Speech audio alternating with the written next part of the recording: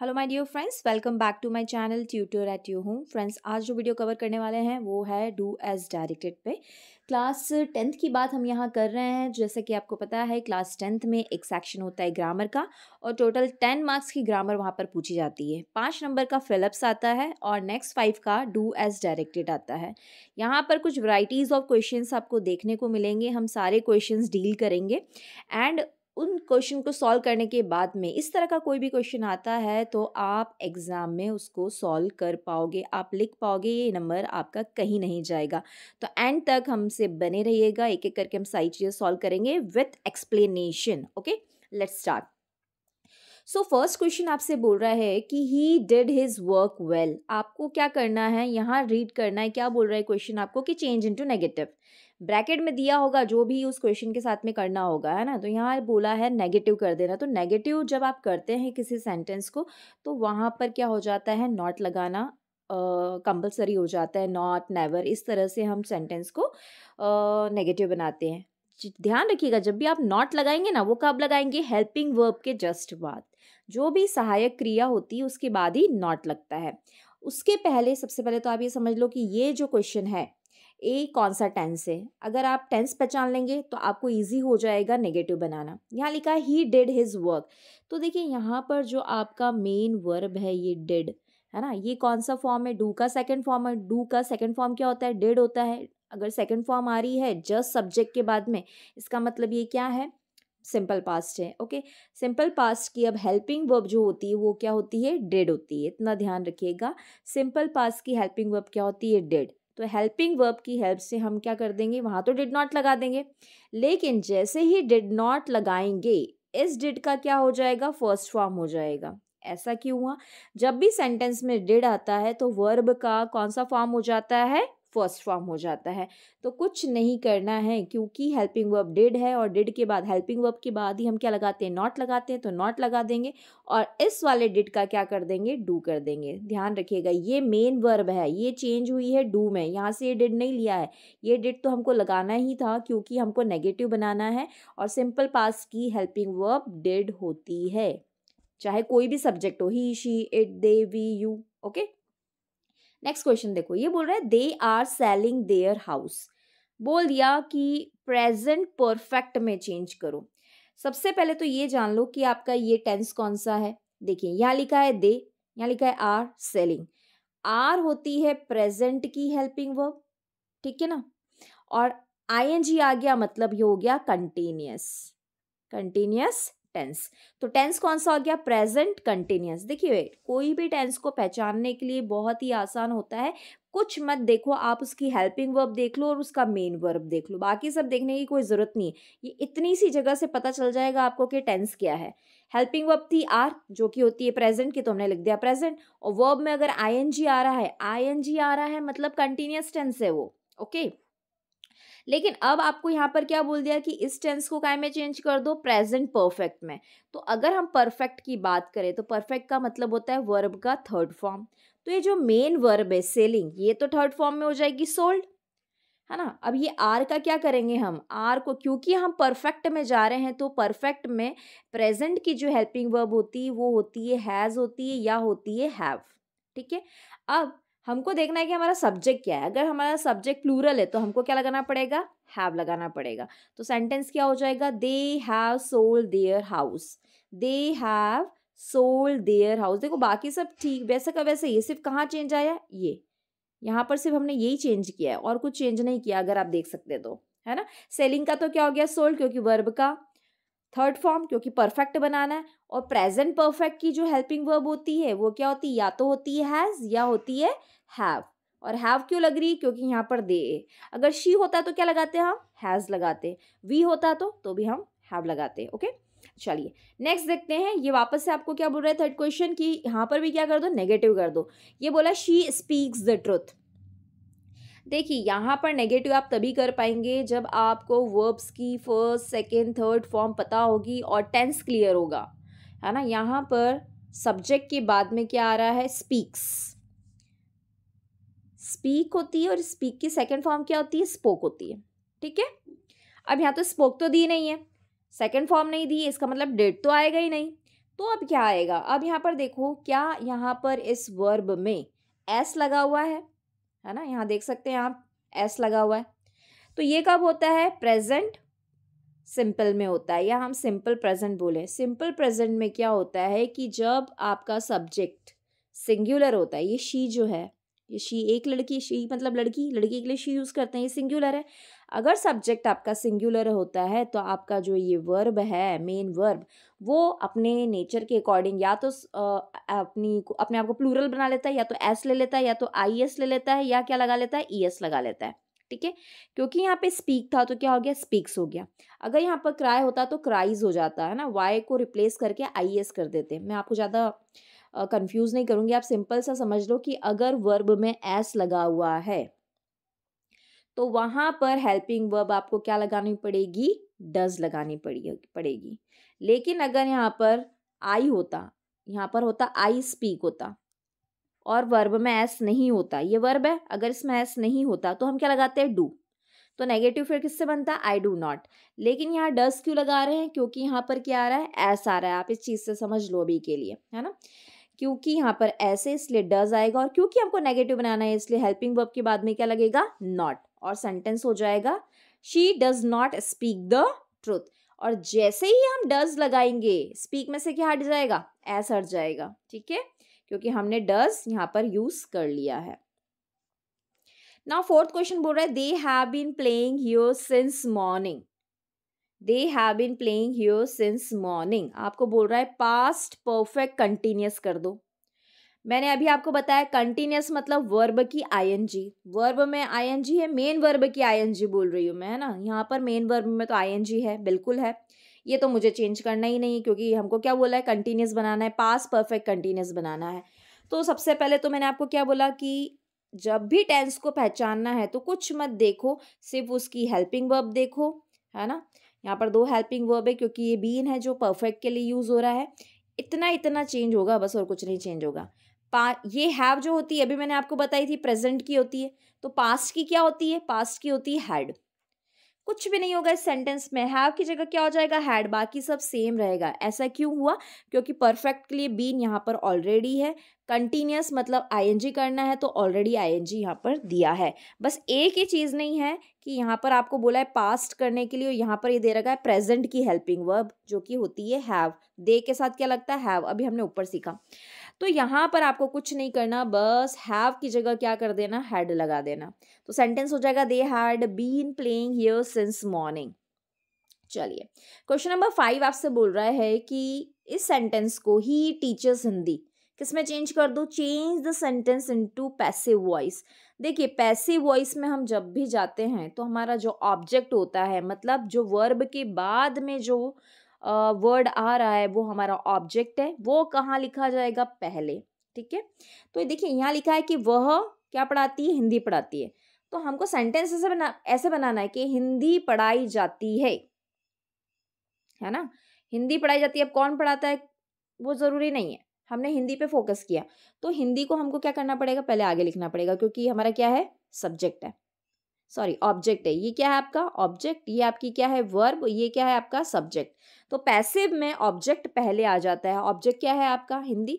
और क्योंकि ये सिंपल प्रेजेंट टेंस है, अभी हमने सीखा कैसे पता चलेगा सिंपल प्रेजेंट टेंस, अगर सब्जेक्ट के बाद में फर्स्ट फॉर्म ऑफ वर्ब दिया हो और अगर उसमें एस ई एस लगा हुआ हो तो वो सिंपल प्रेजेंट टेंस होता है, और अगर नहीं भी लगा होगा तो वो वर्ब का फर्स्ट फॉर्म होगा। जैसे आई के साथ टीच होगा, टीचर्स नहीं होगा, तो वो भी सिंपल प्रेजेंट टेंस ही होगा।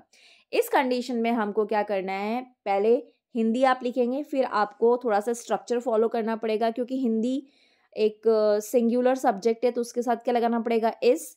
ठीक है, और क्योंकि आप पैसिव बना रहे हैं तो पैसिव में भी वर्ब का कौन सा फॉर्म हो जाता है, थर्ड फॉर्म हो जाता है। तो टीच का क्या हो जाएगा, टॉट, टीच का क्या हो जाएगा, टॉट। और ये जो ही है पीछे चले जाएगा, बाय हिम, जब ही लास्ट में जाएगा तो क्या हो जाएगा, हिम हो जाएगा। ठीक है, तो सेंटेंस क्या हो जाएगा, Hindi is taught by him, Hindi is taught by him. अब देखिए ये वाला सेंटेंस देखो 6 में, ये बोल रहा है चिल्ड्रन आर मेकिंग टॉयज, इसको भी पैसिव वॉइस में बनाना है, लेकिन यहाँ पर जो सेंटेंस है वो प्रेजेंट कंटिन्यूस का है। आर से पता चला प्रेजेंट, आईएनजी से पता चला कंटिन्यूस, तो टेंस कौन सा हो गया? Present continuous. अब जब प्रेजेंट कंटिन्यूस होगा तो कुछ चेंजेस भी होंगे। ओके, सबसे पहले तो हमारा ऑब्जेक्ट निकाल लो। ऑब्जेक्ट क्या है हमारा? टॉयस। बच्चे किससे खेल रहे हैं? टॉयस से, तो टॉयस सबसे पहले लिख देंगे। फिर हमने आर क्यों लगाया? क्योंकि टॉयस प्लूरल है। ये मत देखना कि यहाँ से आर उठा के यहाँ लगा दिया, हमको हमारे सब्जेक्ट को देखना है। अगर टॉय होता तो इज लगता, अब यहाँ पर टॉयज है, वाई एस, टॉयज, तो यहाँ पर हमको क्या लगाना पड़ रहा है? आर। ठीक है, फिर एक हेल्पिंग वर्ब और इंट्रोड्यूस करना पड़ेगी। अब ऐसा क्यों? क्योंकि हमारा जो सेंटेंस है वो कंटिन्यूअस टेंस का है। यहाँ पर कंटिन्यूअस टेंस कैसे पता चला? आईएनजी लगा हुआ है मेकिंग में। तो कंटिन्यूटी बताने के लिए यहाँ पर क्या इंट्रोड्यूस करना पड़ेगा? बीइंग। और जैसा कि अभी मैंने बताया, पैसिव में हमेशा वर्ब का कौन सा फॉर्म हो जाता है? थर्ड, तो मेकिंग का क्या हो जाएगा? मेड। और ये चिल्ड्रन जब लास्ट में जाएगा तो क्या हो जाएगा? Bye children. और सेंटेंस क्या हो जाएगा? Toys are being made by children. ध्यान रखिएगा, अगर आईएनजी वाला सेंटेंस है और पैसिव वॉइस बोला है तो बीइंग जरूर लगाइएगा बनाते वक्त, वरना फिर ये तो सिंपल प्रेजेंट के लिए जैसे ही हो जाएगा ना, ऊपर की तरह ही हो जाएगा ना सेंटेंस, कुछ चेंजेस ही पता नहीं चलेगा। तो कंटिन्यूटी दिखाने के लिए हमको बीइंग लगाना पड़ेगी। ओके, और वर्ब का पैसिव वॉइस में हमेशा थर्ड फॉर्म यूज होगा, ये ध्यान रखिएगा। क्वेश्चन नंबर 7 देखिए, इस तरह के क्वेश्चंस भी आते हैं आपको, ऐसे जंबल दे देंगे वर्ड्स, फिर इनको अनजंबल करके आपको रीअरेंज करना होगा, प्रॉपर सेंटेंस बनाना रहेगा। यहाँ लिखा in the park were children were playing children football. तो सबसे पहले हमको क्या निकालना है? हमारा सब्जेक्ट। सब्जेक्ट क्या है हमारा? चिल्ड्रन। कौन है कर रहा है एक्शन? प्ले हो रहा है, प्लेइंग हो रही है, तो कौन कर रहा है? चिल्ड्रन कर रहा है, तो चिल्ड्रन मतलब सब्जेक्ट। फिर उसके बाद में क्या आएगी? हमारी हेल्पिंग वर्ब, जो कि क्या है? वर है। ठीक है, फिर क्या आएगी? प्लेइंग है। ये दोनों साथ में, तो साथ में लिख देंगे। Children were playing. क्या प्लेइंग कर रहे हैं? फुटबॉल। और कहाँ प्ले कर रहे हैं? In the park. तो सेंटेंस बन जाएगा childrens were playing in the were playing football in the park. पूरा सेंटेंस यहाँ लिखा है। तो सबसे पहले सब्जेक्ट निकालना, फिर हेल्पिंग वर्ब, फिर मेन वर्ब, फिर अगर ऑब्जेक्ट है तो वो, और फिर आपका प्रपोजिशन और rest of the sentence. Question number 8 देखो, लिखा है शी शट द डोर। इसको भी नेगेटिव बनाना है। देखिए यहाँ पर इंटरेस्टिंग चीज क्या दी है कि यहाँ पर आपको पता होना चाहिए कि वर्ब की जो शट जो है, शट की तीनों फॉर्म ही क्या होती है? शट शट शट होती है। अब आप, तो ये टेंस कौन सा हुआ? आप बोलोगे मैम ये तो प्रेजेंट टेंस भी हो सकता है, फर्स्ट फॉर्म लिखी हुई है। नहीं, ऐसा नहीं है। फर्स्ट फॉर्म लिखी होती तो क्या होता है? यहाँ पर एस होता। देखिए, अगर वर्ब में पीछे यहाँ पर एस दिखे, यहाँ पर शर्ट्स में एस दिखे, तभी उसको सिंपल प्रेजेंट मानेंगे हम। ठीक है, और यहाँ पर ऐसा नहीं है, एस नहीं लगा हुआ। जैसे ऊपर वाले सेंटेंस मैंने आपको बताए थे कि एस लगा हुआ था, उससे हमने पहचान लिया था वर्ब में कि ये सिंपल प्रेजेंट टेंस है। यहाँ पर एस नहीं लिखा हुआ है, इसका मतलब ये कौन सा टेंस है? पास्ट। कौन सा पास्ट? Simple past. ठीक है ना, सिंपल पास्ट है। ठीक है, सिंपल पास्ट की जो वर्ब होती है, हेल्पिंग वर्ब क्या होती है? वो डिड होती है। तो हमको सेंटेंस कैसे बनाना पड़ेगा? She did not shut the door. Negative में हमेशा वर्ब के बाद में, नेगेटिव में हमेशा वर्ब के बाद में हम क्या लगाएंगे? नॉट लगाएंगे। डिड लगाया, नॉट लगाया। शट, क्योंकि वर्ब का फर्स्ट फॉर्म भी शर्ट ही होता है, तो शर्ट ही रहेगा, इसलिए सेंटेंस क्या हो जाएगा? She did not shut the door. अब इंट्रोगेटिव का मतलब क्या होता है? इंट्रोगेटिव मतलब होता है प्रश्न बनाना। यहां लिखा है क्वेश्चन नंबर 9 में, ही हैज टेकन टी। तो अगर आपको इंट्रोगेटिव आ जाए और अगर वहां पर हेल्पिंग वर्ब दे रखी है, हेल्पिंग वर्ब क्या है यहाँ पर? हैज है। Has, have, is, am, are, ये सब हेल्पिंग वर्ब होती है। Was, were. ठीक है, तो उनकी हेल्प से हम क्या बना देंगे? इंट्रोगेटिव। कुछ नहीं करना, इस हैज को उठा के आगे रख देना और पूरा का पूरा सेंटेंस एज इट इज लिख कर लास्ट में क्वेश्चन मार्क लगाना मत भूलना। इसको उठा के कहाँ रख दो? ही के आगे, जैसे यहाँ किया है मैंने, और पूरा सेंटेंस एज इट इज लिख दो और क्वेश्चन मार्क जरूर लगाना है ना।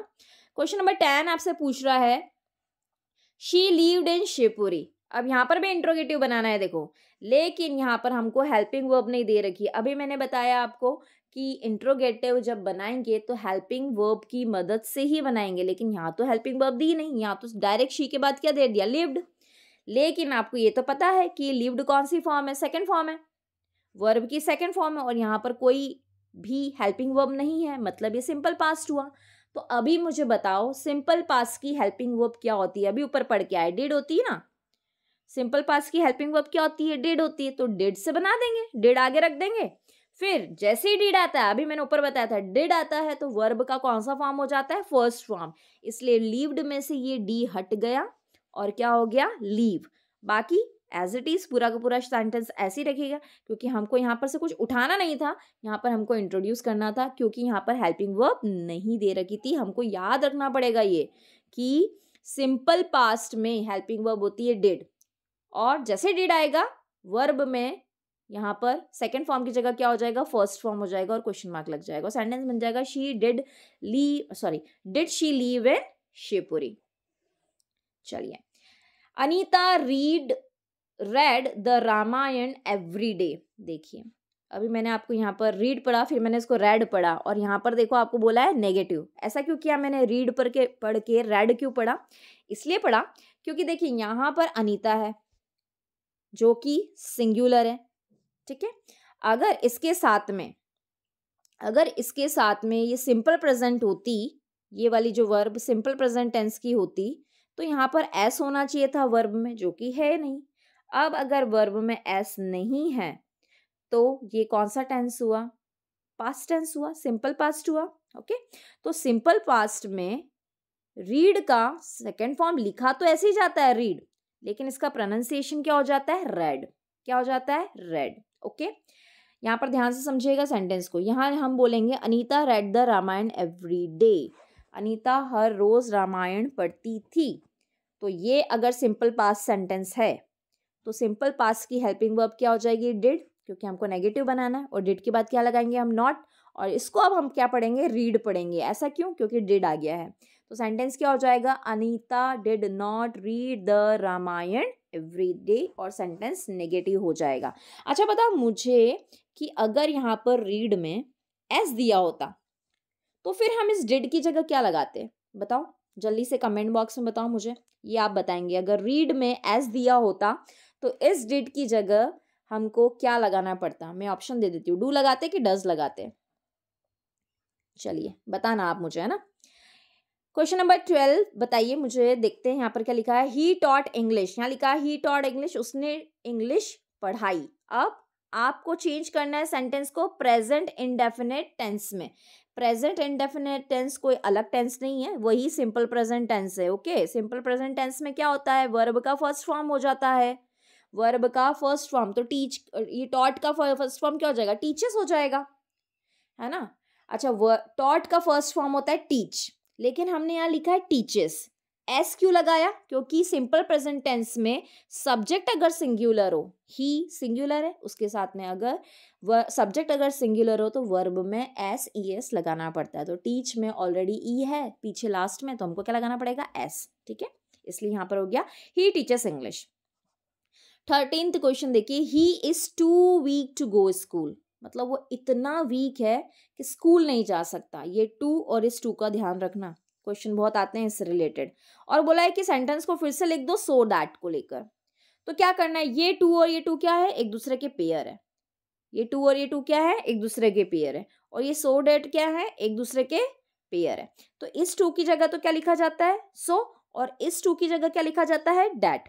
तो इतना तो आप कर लोगे, लेकिन यहाँ पर क्या बोल रहा है? वो बहुत कमजोर है। अच्छा, आप कमजोर होना अच्छी बात है कि बुरी बात है? बुरी बात है ना, मतलब गलत बात है ना, नेगेटिव बात है ये तो इसका जो नेक्स्ट वाला सेंटेंस आप डैट के बाद में जो सेंटेंस लिखोगे वो नेगेटिव बनाना पड़ेगा, है ना। क्योंकि यहाँ पर क्या बात हो रही है? मतलब उसकी नेगेटिव नकारात्मकता की बात हो रही है कि भैया वो इतना कमजोर है कि वो स्कूल नहीं जा सकता। तो ही इज सो वीक, इस टू की जगह तो सो लगा दिया, वीक भी लगा दिया, इस टू की जगह क्या लगा दिया? डैट। और ये सेंटेंस आपको फिर लिखना पड़ेगा, he can not go to school, है ना, क्योंकि इसी की बात हो रही है ना। तो ही कैन नॉट नहीं जा सकता, ही कैन नॉट लगाना पड़ेगा नेगेटिव वर्ड बताने के लिए कि उससे ये वाली एक्शन नहीं हो सकती स्कूल जाने वाली। 14th देखिए क्या लिखा है, he is too poor to pay his bill. अभी मैंने बताया इस टू की जगह तो क्या आ जाएगा? सो, और इस टू की जगह क्या आ जाएगा? दैट। मतलब देखिए वो क्या बोल रहा है, he is too poor to pay his bill, मतलब वो इतना गरीब है कि अपनी फीस नहीं दे सकता। तो नहीं दे सकता के लिए वापस से सेंटेंस पीछे वाला क्या करना पड़ेगा, नेगेटिव करना पड़ेगा, ठीक है। तो पहले तो हमेशा लिख देंगे ही इज सो पुअर दैट के बाद में आपको क्या लगाना पड़ेगा, ही कैन नॉट, इसी की बात हो रही, यही व्यक्तित्व है जो नहीं दे सकता, तो वापस ही करके कैन नॉट लगा के पूरा ये वाला पार्ट आ जाएगा, पे हिज फीस, और सेंटेंस बन जाएगा। क्वेश्चन नंबर 15 देखिए, the boy is my friend, the boy has won the prize. ये एक सेंटेंस है, यहाँ पर फुल स्टॉप है। ये दूसरा सेंटेंस है, यहाँ पर फुल स्टॉप है। बोल रहा है कंबाइन कर दो सेंटेंस को, यूज क्या करना है, हु। तो देखिए यहाँ पर भी इस लड़के की बात हो रही है, इसमें भी उसी लड़के की बात हो रही है, तो यहाँ पर कॉमन क्या है, द बॉय, यहाँ पर भी कॉमन क्या है, द बॉय। तो कुछ नहीं करना है, इस वाले सेंटेंस में से इस सेंटेंस को मर्ज करने के लिए हम क्या करेंगे कि ये वाले को, क्योंकि जो हु है वो हमेशा किसके लिए यूज होता है, पर्सन के लिए, और इन दोनों सेंटेंस में पर्सन कौन है, बॉय। तो सेंटेंस क्या बनाएंगे हम, द बॉय, इसकी जगह लिख देंगे who has won the prize, फिर लास्ट वाला पार्ट आ जाएगा इज माई फ्रेंड। वापस से देख लो यहाँ पर क्या हो रहा है सेंटेंस के अंदर, यहाँ पर भी द बॉय है, यहाँ पर भी द बॉय है, ठीक है। और ये जो हु होता है ये हमेशा व्यक्ति के लिए यूज होता है, किसके लिए यूज होता है, व्यक्ति के लिए, ठीक है। आप इसको ऐसे भी लिख सकते हैं कि the boy is my friend, इसकी जगह लिख दिया who has won the prize, वो भी सही है, ठीक है। लेकिन हमने थोड़ा सा इसको सेंटर में लेके बना दिया, तो सेंटेंस क्या कर देंगे हम, द बॉय, और दूसरा वाले सेंटेंस में दो द बॉय आ रहा है, वहां क्या लिख देंगे हु, और पूरा सेंटेंस लिखेंगे who has won the prize, फिर ये वाली पार्ट का सेंटेंस आ जाएगा इज माई फ्रेंड। चलिए अब ये 2 और 2 वाले तो मुझे लगता है आप बना के दिखाई दोगे मुझे। यहाँ क्या लिखा है, the tea is too hot to drink, मतलब चाय इतनी गर्म है कि मैं पी नहीं सकता। रीराइट करना है सो दैट से, तो इस टू की जगह तो सो लगा दिया और इस टू की जगह लगा दिया डैट। अब आपको देखो यहाँ पर ऑब्जेक्ट, मतलब आपको यहाँ पर सब्जेक्ट नहीं दे रखा कि कौन बोल रहा है, ये तो खुद ही बोल रहा है, ऐसे समझ लो। तो हमने क्या लग दिया, आई कर दिया यहाँ पर कि the tea is so hot, कि चाय इतनी गर्म है कि मैं नहीं पी सकता। आई can not drink it, I can not drink it नहीं भी लगाएंगे तो भी चलेगा, आई कैन नॉट ड्रिंक हो जाएगा। The tea is so hot that I can not, I क्यों लगाया, क्योंकि यहाँ पर सब्जेक्ट नहीं था, इसलिए हमने आई को प्रिटेंड किया है यहाँ पर। 17 क्वेश्चन बोल रहा है ही इज रिच, वो बहुत अमीर है। ही इज नॉट हैप्पी, वह खुश नहीं है। दोनों सेंटेंस को जोड़ना है येट से। येट का मतलब होता है तो भी, इस येट का मतलब क्या होता है, तो भी। तो सेंटेंस क्या हो जाएगा, ही इज रिच, वो अमीर है, तो भी हैप्पी नहीं है। बस कुछ मत करना, दोनों सेंटेंस के बीच में क्या लगा देना, इस येट को लगा देना और सेंटेंस बन जाएगा। क्वेश्चन नंबर 18 देखो इंडिया प्लेड वेल, इंडिया बहुत अच्छी खेली। India could not win the match, India match नहीं जीत सकी। दो का मतलब होता है हालांकि। तो सेंटेंस को जोड़ने के लिए आपको क्या करना है, कुछ मत करना, इन दोनों सेंटेंस के बीच में क्या लगा देना, ये दो लगा के आ जाना। इन दोनों सेंटेंस के बीच में दो लगाओगे तो कुछ नहीं होगा, ये फुल स्टॉप हट जाएगा। लेकिन अगर आपने सेंटेंस के आगे लगाया और इन दोनों सेंटेंस को मर्ज किया तो इस सेंटेंस की जगह आपको क्या लगाना पड़ेगा, कॉमा लगाना पड़ेगा। आप तो बेटर है कुछ नहीं, एग्जाम टाइम में लास्ट मोमेंट में कुछ मत करो, इन दोनों सेंटेंस के बीच में क्या लगा दो लगा दो, और सेंटेंस क्या बन जाएगा, इंडिया प्लेड वेल दो India could not win the match. अब आया क्वेश्चन इंपॉर्टेंट, यहाँ पर देखिए ये अनलेस वाले क्वेश्चन तो बहुत पूछे जाते हैं, आएगा ही 1 मार्क का, अच्छे से अभी ही समझ लीजिएगा ताकि वहां पर कोई भी टाइप का क्वेश्चन आ जाए आपको कंसेप्ट क्लियर हो कि अनलेस इफ के साथ क्या करना है। क्या बोल रहा है कि यहाँ पर एक सेंटेंस दिया है, unless you work hard you won't pass. Use करना है इफ का, किसकी प्लेस पे, अनलेस। पहले तो अनलेस का मतलब समझ लो, अनलेस का मतलब होता है नेगेटिव, ये नेगेटिव वर्ड है ना, मतलब जब तक नहीं, इसका मतलब होता है अनलेस यू वर्क हार्ड, मतलब जब तक आप मेहनत नहीं करोगे, यू वॉन्ट पास, आप पास नहीं होगे। तो जिस सेंटेंस में अनलेस लगा होता है ना उसमें नॉट अलग से लगाने की जरूरत नहीं होती। यहाँ तक देखो, क्या यहाँ पर नॉट दिख रहा है, नहीं, लेकिन यहाँ पर नॉट है, ये विल नॉट का वॉन्ट हो जाता है। जिन बच्चों को नहीं पता ये वॉन्ट क्या है, तो ये जो है ना विल नॉट, इसको इस तरह से लिखा जाता है कॉन्ट्रैक्शन बना के, तो ये क्या है, विल नॉट है। तो सेंटेंस क्या हो जाएगा, यहाँ तो जैसे ही आप इफ लगाओगे तो आपको डू नॉट लगाना पड़ेगा। ऐसा क्यों हुआ, क्योंकि अनलेस नेगेटिव था तो ज़रूरत नहीं थी, अनलेस लगा होता है तो उस सेंटेंस में नॉट लगाने की ज़रूरत नहीं, लेकिन अभी हमको क्या बोल दिया रिप्लेस करने के लिए कि इफ़ लगाओ, तो जैसे ही इफ लगाओगे इस यू के बाद में आपको क्या लगाना पड़ेगा, डू नॉट लगाना पड़ेगा। If you do not work hard you won't pass, अगर तुम मेहनत नहीं करते हो तो तुम पास नहीं होगे। ठीक है, समझ में आया? एक बार और समझ लीजिए। अनलेस एक नकारात्मक वर्ड है, इसके साथ में सेंटेंस में नॉट नहीं लगता है, लेकिन जैसे ही अनलेस की जगह इफ आता है तो सेंटेंस में क्या लगाना पड़ता है आपको, नॉट। यहाँ पर डू नॉट इसलिए लगाया है क्योंकि ये सिंपल प्रेजेंट टेंस था। ओके, कैसे पता चला? यू के साथ में वर्क आ रहा है और वर्क वर्ब का फर्स्ट फॉर्म होता है। आई होप आपको इतना पता होगा कि वर्ब की फर्स्ट फॉर्म सेकेंड फॉर्म क्या होती है। चलिए, क्वेश्चन नंबर 20 आपको बोल रहा है वर्क हार्ड, मेहनत करो, you will fail in the exam, वरना तुम एग्जाम में पास हो जाओगे। कंबाइन करना है सेंटेंस को यूज करते हुए और, इस और का मतलब होता है वरना। यहाँ पर कुछ मत करना, दोनों सेंटेंस के बीच में और लगा देना, वर्क हार्ड और you will fail in the exam. Question 21, he did not go to school he was ill, देखो वो स्कूल नहीं गया, वो बीमार था। तो देखो उसके पास रीजन है ना, उसके पास कोई ना कोई कारण है ना स्कूल नहीं जाने का। तो सेंटेंस कैसे जुड़ेगा, he did not go to school, वो स्कूल नहीं गया, बिकॉज, इन दोनों सेंटेंस के बीच में क्या करना, बिकॉज लगा देना और सेंटेंस को लिख देना, तो पूरा सेंटेंस हो जाएगा, he did not go to school because he was ill, क्योंकि वो बीमार था।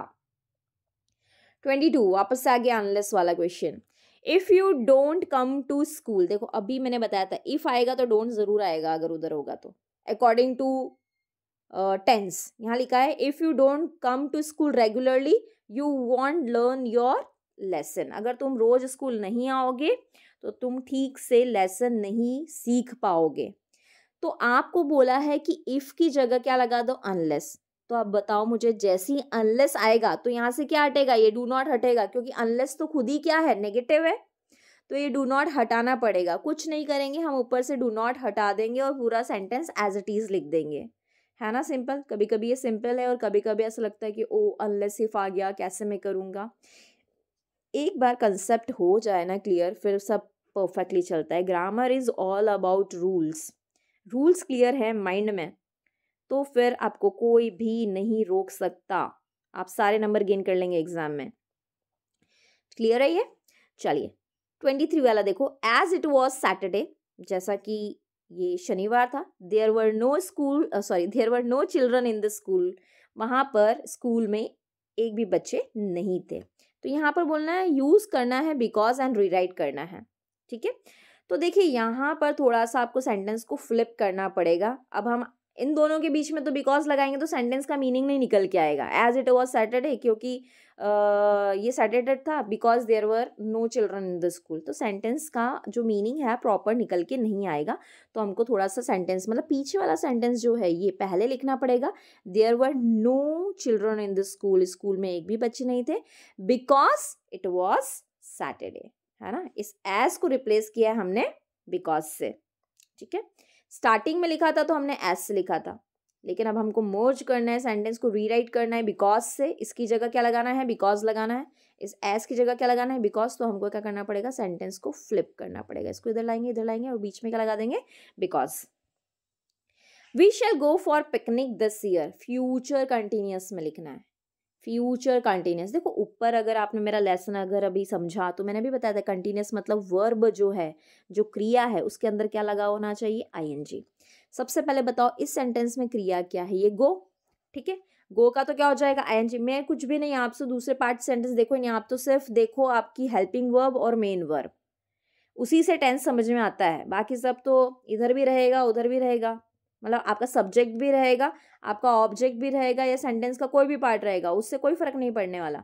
आपकी जो हेल्पिंग वर्ब है और आपकी जो मेन वर्ब है ना, उसी से टेंस क्लियर होता है, हमको उसी से टेंस समझ में आता है। यहाँ लिखा है we shall go for picnic this year, मतलब हम इस साल पिकनिक जाएंगे। ये शैल गो लिखा है मतलब ऑलरेडी फ्यूचर टेंस है ये, लेकिन कौन सा, सिंपल फ्यूचर। लेकिन आपको अब क्या बोल रहा है, फ्यूचर कंटिन्यूअस में कर दो।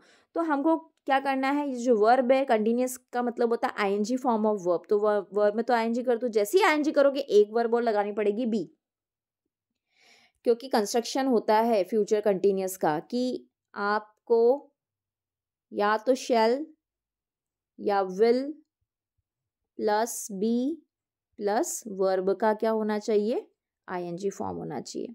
तो यहाँ शैल तो यहाँ ऑलरेडी थी तो हमने शैल ले ली, और हमको इस कंस्ट्रक्शन के अकॉर्डिंग यहाँ पर क्या लगाना पड़ेगा, बी लगाना पड़ेगा। और मैंने अभी आपको सिखाया कि वर्ब में आईएनजी हो जाएगा, क्योंकि ये क्या बनाने के लिए बोल रहा है, आपको कंटिन्यूअस टेंस बनाने के लिए बोल रहा है। तो सेंटेंस क्या हो जाएगा, we shall be going for picnic this year. 25th question, birds migrate in winter. Winter में बर्ड्स माइग्रेट करती है। माइग्रेट का मतलब होता है एक जगह से दूसरी जगह जाना, फ्लाई करके, है ना। वेदर चेंज हो जाता है तो चली जाती हैं। तो rewrite the sentences, past continuous बनाना है। कंटिन्यूअस बताओ मुझे, कंटिन्यूअस मतलब वर्ब का कौन सा फॉर्म हो जाएगा, आईएनजी। यहाँ देखो ये माइग्रेट का क्या हो गया, आईएनजी हो गया। ठीक है, ये क्लियर है। अब क्या बोला आपको, कौन सा बनाना है, पास्ट बनाना है, पास्ट कंटिन्यूअस। तो पास्ट कंटिन्यूअस की हेल्पिंग वर्ब होती है, या तो होती है वॉज या होती है वर। ठीक है, अब यहाँ पर मैंने वर क्यों यूज करी, क्योंकि यहाँ पर ये प्लूरल है। वर जो है वो प्लूरल के साथ होती है, प्लूरल मतलब एक से ज्यादा, और जो वॉज है वो किसके साथ होती है, सिंगुलर। सिंगुलर मतलब एक, और प्लूरल मतलब एक से ज्यादा, बहुवचन। तो इसलिए सेंटेंस क्या हो गया, birds were migrating in winter, है ना। ये कंटिन्यूअस था, इसलिए माइग्रेट का क्या हो गया, माइग्रेटिंग, आईएनजी लग गया। Jim will take coffee. Jim क्या लेगा, कॉफी लेगा। प्रेजेंट परफेक्ट में करना है। अभी मैंने बताया था परफेक्ट का मतलब होता है वर्ब का थर्ड फॉर्म, और प्रेजेंट की हेल्पिंग वर्ब होती है या तो होती है हैज या होती है हैव। अब जिम तो सिंगुलर है, जिम एक व्यक्ति है और वो तो एक ही व्यक्ति है तो सिंगुलर के साथ में क्या लग जाएगा, हैज, और टेक का क्या हो जाएगा, टेकन, बस और कुछ नहीं। ये विल टेक हट जाएगा, ये तो कौन सा है, फ्यूचर टेंस है, सिंपल फ्यूचर टेंस है, और आपको बोला क्या है करने के लिए, प्रेजेंट परफेक्ट। तो ध्यान रखो, परफेक्ट मतलब वर्ब का थर्ड फॉर्म, तो टेक का तो क्या हो गया, टेकन, और विल को हटाना पड़ेगा, विल तो फ्यूचर की है हेल्पिंग वर्ब। हमको सहायक क्रिया क्या चाहिए, या तो हैज चाहिए और या हैव होना चाहिए, लेकिन यहाँ पर जिम दे रखा है तो इसलिए हमको क्या लगाना पड़ेगा, हैज लगाना पड़ेगा। अभी आया था, हमने ये वापस से कर लिया, ये सेंटेंस रिपीट हो गया। The boy is my cousin, जो दो बॉय है वो मेरा कजन है।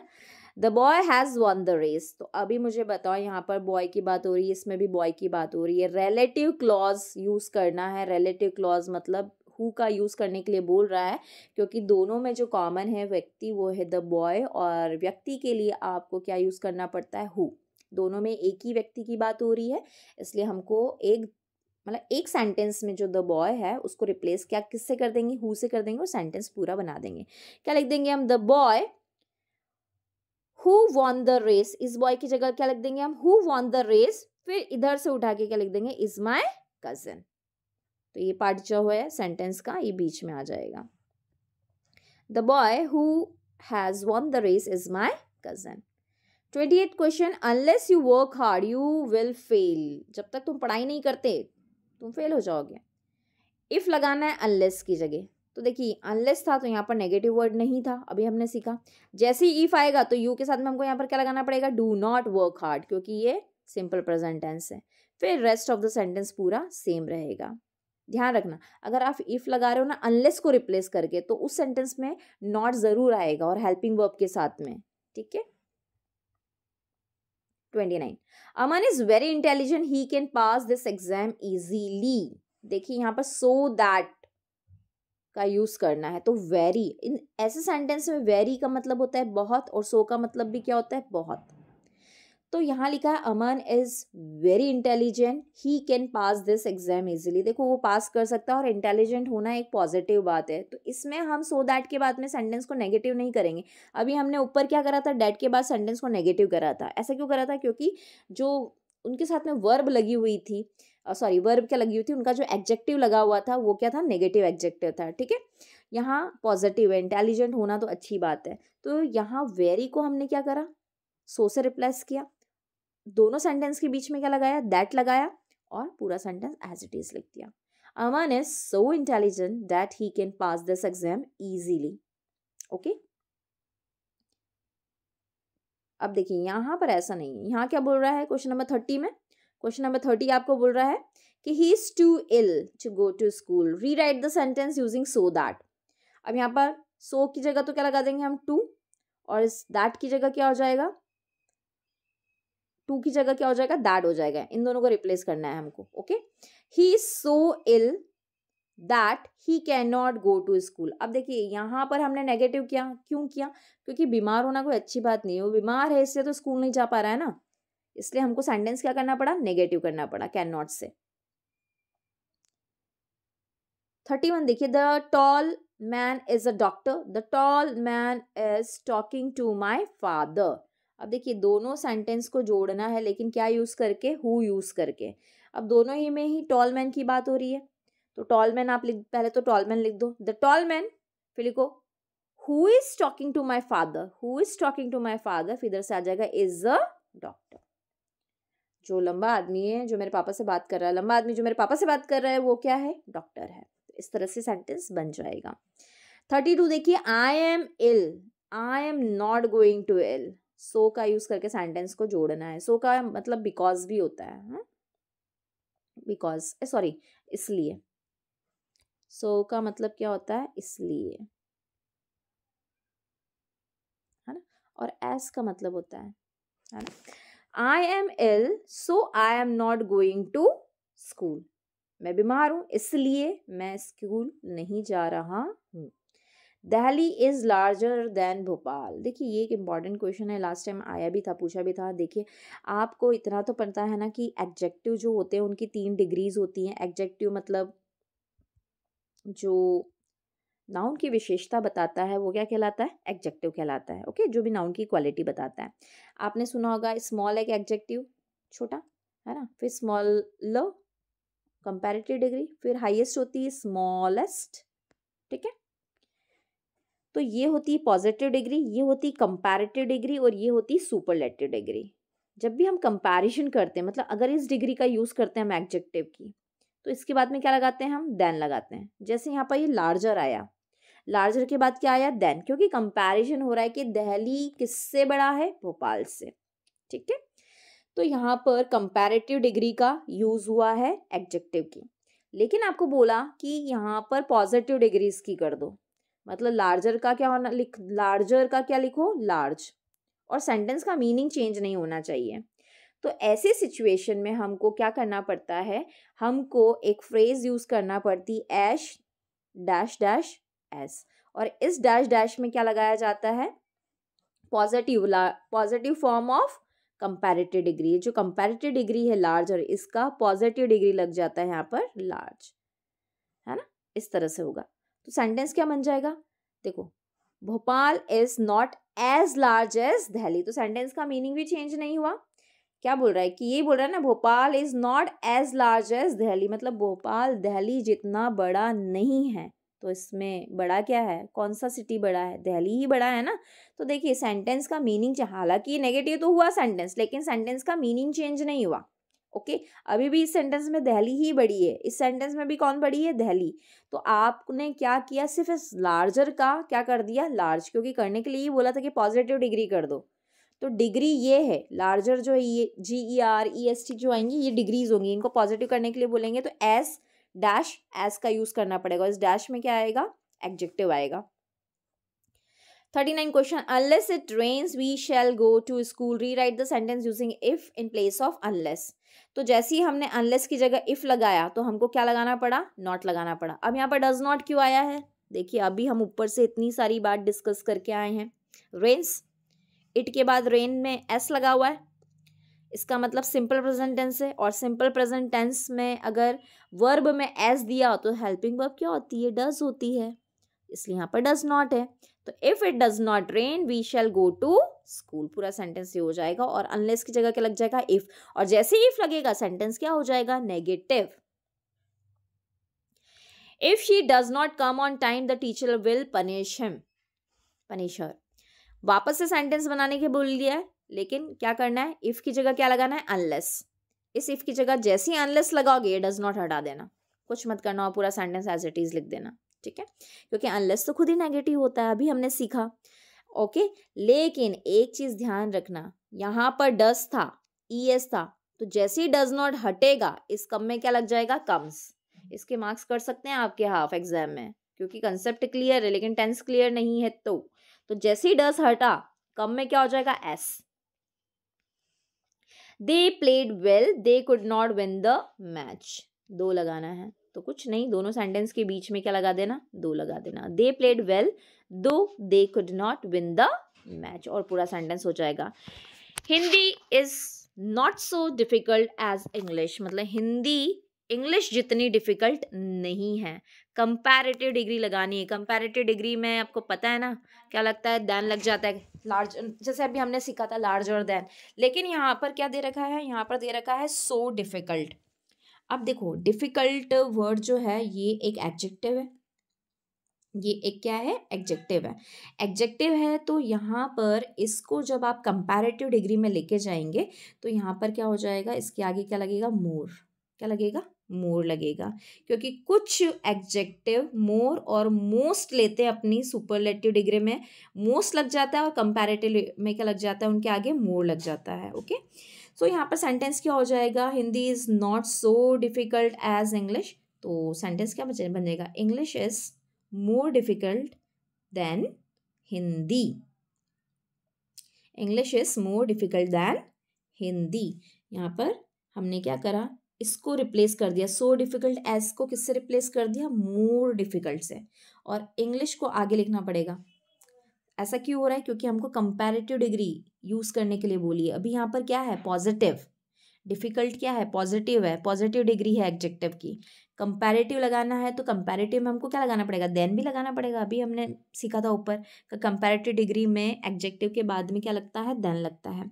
यहाँ पर हमने मोर क्यों लगाया, क्योंकि ये डिफिकल्ट वर्ड है, और डिफिकल्ट वर्ड मतलब इसमें एक से ज़्यादा सिलेबल है। अब ये कैसे मैं समझाऊँ, जैसे हम टॉल बोलते हैं, टॉल, स्मॉल, ओके, तो जब हम इसको बोलते हैं तो एक ही सिलेबल प्रोनाउंसिएट होता है, लेकिन इसमें एक से ज़्यादा होता है, डिफिकल्ट, मतलब टुकड़ों में बोल रहे हैं ना हम, 3 सिलेबल है, ठीक है, इसलिए जब एक से ज़्यादा सिलेबल होते हैं ना तो उसमें ऐसे टॉलर और स्मॉलर जैसे हम ऐसे लगाते हैं ना कंपैरेटिव में, तो इसमें ऐसा नहीं हो सकता डिफिकल्टर, डिफिकल्टीएस्ट, ऐसे नहीं यूज़ होगा इसके अंदर। तो इस चीज़ को हटाने के लिए हमको क्या लगाना पड़ता है, मोर और मोस्ट का यूज़ करना पड़ता है। तो कंपैरेटिव में तो ऐसे वर्ड्स के आगे क्या लग जाता है, मोर, और हाईएस्ट अगर इसकी डिग्री मतलब अगर सुपरलेटिव डिग्री यूज करते हैं तो क्या हो जाता है, मोस्ट हो जाता है। तो English is more difficult than Hindi.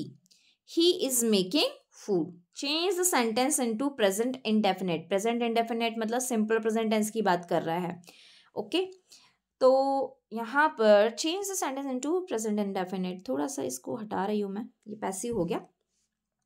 Present indefinite का मतलब होता है यहाँ पर आपको क्या करना है, सब्जेक्ट के बाद में वर्ब का फर्स्ट फॉर्म यूज करना है। तो इज मेकिंग हट के यहाँ पर क्या हो जाएगा, मेक, और जैसे ही हमने देखा यहाँ पर कि सब्जेक्ट है हमारा सिंगुलर, तो यहाँ पर क्या लग जाएगा, एस, और हो जाएगा फूड।